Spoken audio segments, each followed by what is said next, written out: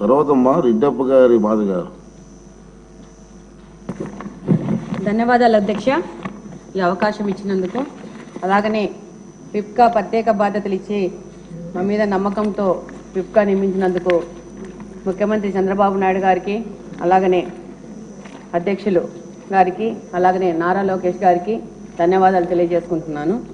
అధ్యక్ష, మహిళా సంరక్షణ కార్యదర్శులు అని చెప్పేసి గత ప్రభుత్వము సచివాలయ విధానాన్ని మొదలుపెట్టి అందులో వివిధ విభాగాలకి రిక్రూట్మెంట్ చేసుకొని వివిధ విభాగాల్లో ఉద్యోగాలు ఇచ్చి పెట్టారు. కానీ ఈ మహిళా సంరక్షణ కార్యదర్శులకి వాళ్లకు ఎవరి కింద పనిచేయాలనే విషయం మాత్రము స్పష్టంగా లేదు.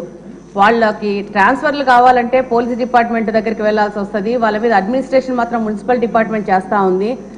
వాళ్ళ మీద ఎగ్జిక్యూషన్ మాత్రం ఎవరు చేస్తున్నారో తెలియని విధంగా తయారైపోయింది. వీళ్ళని చాలా డిపార్ట్మెంట్లు ఇప్పుడు మనకు సచివాలయంలో చూస్తే ఎక్కడైనా వాళ్ళకి ఇచ్చిన జాబ్ చార్ట్ ప్రకారం ఎక్కడైనా అక్రమ కట్టడాలు జరిగితే వాళ్ళు వెళ్ళి ఇన్ఫార్మ్ చేయాలని ఉంది. అలాగని అంగన్వాడీలోకి వెళ్ళిపోయేసి అంగన్వాడీలలో ప్రెగ్నెంట్ ఉమెన్ కానీ, అనిమిక్ పేషెంట్స్ కానీ, ఆఫ్టర్ డెలివరీ అయిపోయినాక లాక్టిక్ ఉమెన్స్ కానీ సంరక్షణ కూడా వీళ్ళకే అప్పచెప్పడం జరిగింది అధ్యక్ష.